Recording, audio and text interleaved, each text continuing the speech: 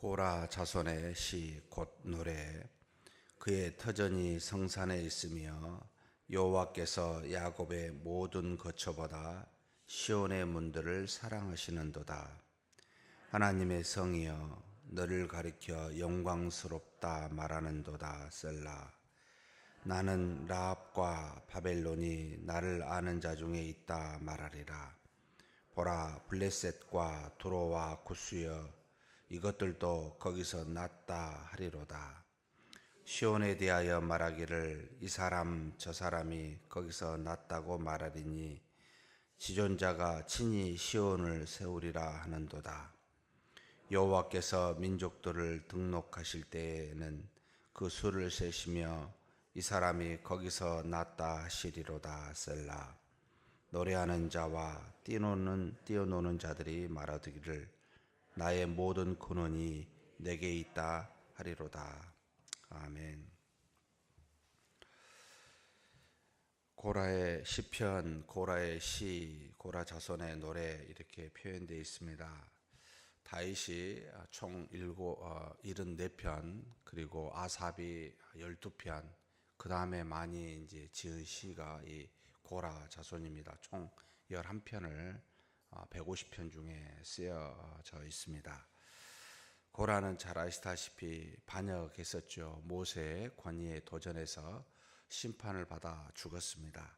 그러나 그 후손들이 살아남아, 물론 레위의 지파이기 때문에 성전에서 일하는, 주로 노래를 하거나 성전 문지기가 되어서 일했던 사람들이 고라의 자손들입니다. 아마도 생각하기를 우리의 조상 고라가 반역하여 하나님으로부터 심판을 받아 부끄러운 우리의 조상이지만 그래도 하나님의 은혜가 있어 우리의 자손을 남겨주었으니 뭔가 하나님께 빚진 마음으로 그 성전을 늘 사모하여 그렇게 지었던 시들이 참 많이 있습니다. 그래서 고라의 자손의 시들은 주로 예루살렘 성전에 대해서, 또는 거룩한 산 시온에 대해서, 또는 예루살렘에 대해서, 아마도 자신들이 섬기고 사랑하는 그 성전을 생각하고 하나님의 사랑을 이렇게 연결해서 시를 지었지 않았을까, 주로 그런 어떤 시로 기록되어 있습니다. 오늘 본 우리 시편 87편은 하나님의 성 곧 시온성에 대해서 말하고 있습니다.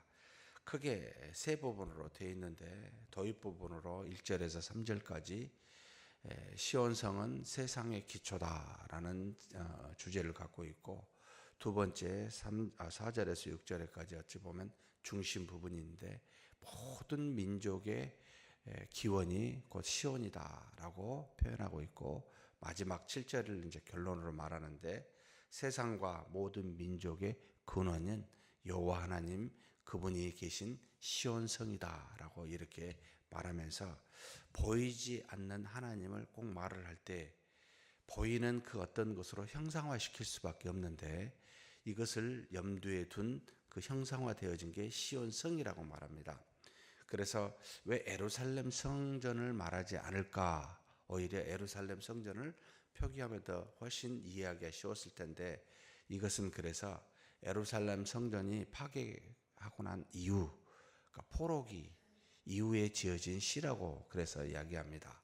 아마도 바벨론에 의해서 멸망당하기 전까지는 모든 이스라엘 사람, 이스라엘 왕여행부터 시작해 사람들은 하나님이 살아계신 곳 하면은 당연히 떠오를 것이 예루살렘 성전이었는데, 바벨론에 의해서 철저하게 파괴되고 난 다음에는 그 눈에 보이는 예루살렘 성전이 없었기 때문에 그것을 연상하여 시온성이라는 개념을 두어서 이 시편은 포로기 이후에 지어진 시다, 이렇게 우리가 일반적으로 알려져 있습니다.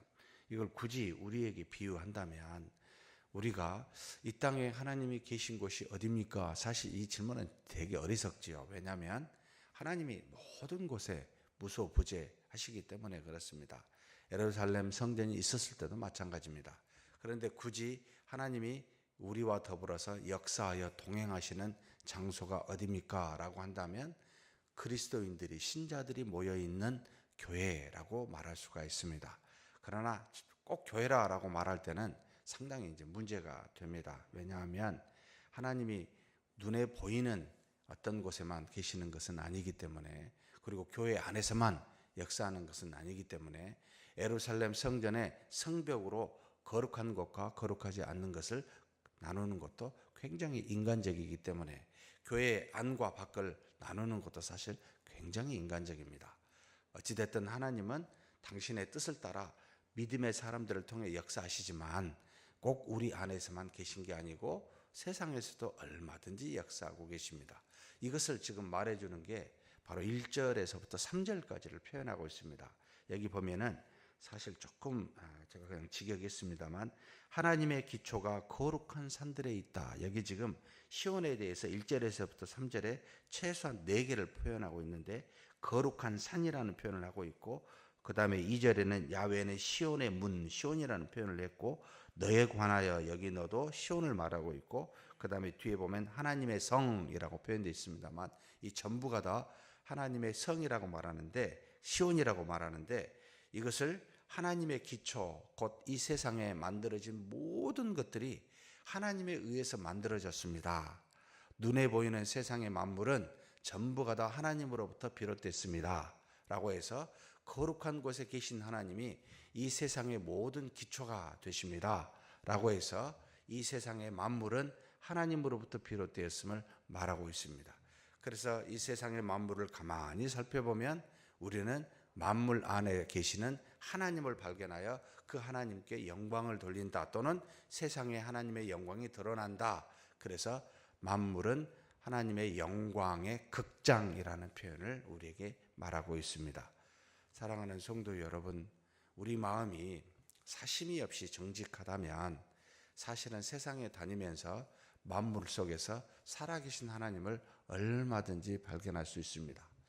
너무 바쁘니까, 너무 내 개인적인 이기적인 생각을 하니까, 내 사심을 가지고 무언가를 나의 중심으로 생각하고 바라보니까 하나님이 보이지 않고 그 밖에 있는 물질에 관련, 쉽게 이야기해서 물질적인 또는 세상에 있는 육체적인 눈에 보이는 것에 그것으로만 보고 판단하는 우리는 습관을 갖고 그렇게 생각하게 됩니다. 사랑하는 성도 여러분, 반드시 그 안에 계신 하나님을 보았으면 좋겠습니다. 그것을 발견하면 할수록 우리의 마음이 평안해집니다. 하나님이 어디서든지 계십니다. 심지어 제가 읽은 책에는 감옥에서도 있다는 것을 함석한 우리 선배라든지 사실 이현주 목사라든지 주변에 있는 분들이 많이 기록하고 있습니다. 그 시멘트에서, 그 틈에서 자라나는 풀 한 포기를 보고, 이곳에도 하나님이 역사하사 생명을 주신다는 걸 깨닫고 그곳에서 눈물을 흘리며 기도했던 우리 믿음의 선배들이기도 합니다. 참 놀랍죠. 하나님은 모든 곳에 계시사 하나님의 뜻을 이루어가고 계십니다. 그래서 그곳에서도 계시다. 그런데 하물며 주변의 만물을, 우리가 지금 이 꽃도 있습니다만 놀랍게 역사하고 있는 하나님의 영광이라고 볼 수 있어야 됩니다. 아름답다, 국화가 참 예쁘다, 노랗다, 저기다가 하얀색이나 이런 것도 섞이면 얼마나 아름다울까, 이런 생각도 좋지만 어쩜 저렇게 노란색이라는 색깔을 피울 수 있을까? 어떻게 하나님께서 저렇게 아름답게 할 수 있을까? 과연 하나님은 어떤 분이실까? 이렇게 생각하며 보게 되면 하나님이 그 안에 역사하사 인도하고 계신 그 하나님의 전지전능한 능력과 그분의 신적인 성품을 조금 깨닫고 알게 됩니다. 이것을 보고 알라는 거죠. 그래서 고라는 만물을 보면서 하나님의 거룩한 그 기초요, 이 모든 것은 거룩한 하나님이 계시다고 하는 눈에 보이지 않는 시온성에서 나온 것들이다. 하나님의 성이다. 이곳에서부터 다 나왔다라고 우리에게 지금 가르치고 있습니다. 그러면서 4절에서부터 6절까지는 참 놀라운 표현을 씁니다. 구약에서는 생각할 수 없는 개념인데요. 라합과 바벨론이라는 표현을 쓰면서 내가 라합과 바벨론을 나를 아는 자로 선언할 것이다. 보라, 구스와 함께 블레셋과 두로도 이 사람이 거기서 태어났다라고 말하도다. 이렇게 지금 말합니다. 구약에 있는 모든 믿음의 사람 선지자들은 이방 민족은 하나님의 택한 백성의 원수요 대적이라고 말합니다. 그래서 하나님께서 저 원수를 물리쳐 달라고, 우리의 대적들을 물리쳐서 없애달라고 기도했는데, 이 지금 고라 자손의 시는요 굉장히 놀랍습니다. 뭐라고 이야기하냐면 저들도 하나님께로부터 났다고, 저들도 하나님에 의해서 태어났다고, 모든 민족의 근원이 하나님이시라고 이렇게 지금 표현합니다. 사실 이것이 전제돼야 되겠죠. 이 땅에 있는 세상에 믿지 않는 모든 사람들도 전부가 다 하나님으로부터 났습니다. 이것이 전제된 상태에서 그 다음에 저들이 하나님을 떠나 하나님을 대적하고 있다라고 보는 것이 맞지요. 처음부터 하나님께서 태어나지 않았다라고 생각하는 것은 좀 어리석다는 이야기입니다. 굉장히 포괄적인 커다란 믿음을 갖고 있습니다. 모든 것이 하나님으로부터 기원합니다. 만물뿐만 아니라 지금 현재 이 이스라엘 택한 민족, 믿음의 사람인 우리를 대적한 세상도 여러분 하나님으로부터 났습니다. 저 사람들도 출발점은 하나님이었습니다. 그들이 하나님으로부터 태어났습니다 라고 고백하고 있습니다. 그래서 결국은 나중에 시온성에 가게 되면 그런 사람들도, 부름을 받은 택한 사람들도 이스라엘 민족만 있는 것이 아니라 이방의 수많은 민족들도 함께 거기에 공존하게 됩니다라는 것을 지금 암시하고 그렇게 말하는 것이죠. 구약에서 이런 표현을 한다는 것은 상당히 어려운 표현인데 고라의 시인은 이렇게 표현하고 있습니다. 그러면서 무엇을 말합니까? 6절에 야훼께서 민족들을 기록하실 때 말하십니다. 뭐라고요? 이 사람이 거기서 태어났도다. 이 모든 사람들이 시온에서 태어났도다. 곧 나로부터 비롯되었도다 라고 지금 말한다는 겁니다. 그러면서 마지막 7절에 결론을 말합니다. 노래하는 자와 뛰어노는 자들이라고 되어 있는데, 그냥 여기는 그들이 춤추며 노래합니다. 이게 바로 직역하면 그렇습니다만 누구를 말하죠? 라합과 바벨론과 블레셋과 두로와 쿠스 모든 사람들이 그들이 춤추며 노래합니다. 뭐라고요? 나의 모든 셈이 시온에 있도다. 내게 있도다. 나의 모든 근원이 여호와께 있도다 라고 그들이 춤추며 노래할 거라는 겁니다. 사랑하는 성도 여러분, 결론적으로 우리는 하나님으로부터 나와서 하나님께로 돌아갑니다. 그리고 이 땅에서는 잠시 주어진 환경과 시간에 머물다 갈 뿐입니다. 잠깐입니다. 그래서 성경은 이 잠깐의 시간을 아침에 안개와 같다, 그와 같이 짧은 시간이다, 출발점과 도착점이 정해진 상태에서 잠깐 동안 우리는 이곳에 있다 갈 뿐이다. 그런데 있다가는 이곳에 무엇을 해야 되겠습니까? 중심에 우리 출발점과 종착점인 하나님을 두고 사는 것이 마땅치 않겠느냐. 만물도 하나님으로부터 비롯됐고 여기 있는 모든 이 땅의 사람들도 하나님으로부터 나왔는데, 그렇다면 잠깐 있는 세상의 중심에 하나님이 있어야 되지 않겠느냐라고 지금 가르치는 겁니다. 그 하나님을 찬양하고 찬미하며 이 땅에 잠시 살면서 고난과 역경이 있다 할지라도 이것을 여러분 두려워하지 말고 중심에 하나님을 두어 믿음으로 그렇게 사는 저와 여러분이 되기를 주의 이름으로 축복합니다. 하나님 아버지 감사합니다. 세상의 만물 모든 것이 하나님으로부터 나왔음을 고백합니다. 시온의 기초가 이 땅에 눈에 보이지만 보이지 않는 하나님으로부터, 그 기초로부터 나왔음을 고백합니다. 그래서 세상을 보고 하나님의 영광을 바라보는 우리가 되게 하여 주옵소서. 눈에 보이는 것에 따라 좌우되지 아니하고 눈에 보이는 것을 좌우하시는, 눈에 보이지 않는 하나님을 믿으며 사는 우리가 되게 하여 주옵소서. 또 이 땅의 모든 민족들이 우리를 포함하여 모든 세상에 믿지 않는 사람이라 할지라도 다 하나님으로부터 비롯됐음을 고백합니다.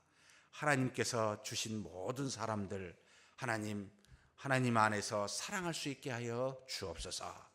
우리가 이 땅에 살면서 잠깐 있다 가는 세상인데 마음의 중심을 하나님께 두어 모든 것에 샘이 되고 근원 되시는 하나님만 바라보고 그렇게 찬미하며 감사하며 오늘을 사는 우리 모두가 되게 하여 주옵소서.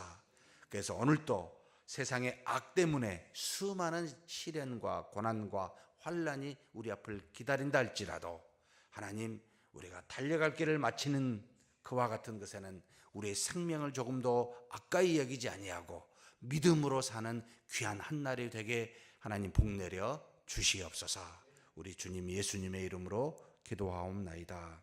아멘.